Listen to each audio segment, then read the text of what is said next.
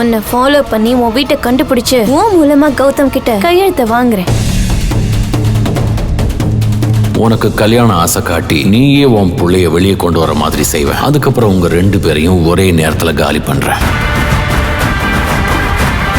அப்படியே அரஞ்சனா பாத்துக்கோ. கௌதம ஏமாத்தி நடு தெருவுல நிக்க வச்சுட்டு இப்ப அவர்கிட்டயே கையெழுத்து வாங்க வருவேன். உனக்கெல்லாம் உன் வழியில சொன்னாதானே புரியும்.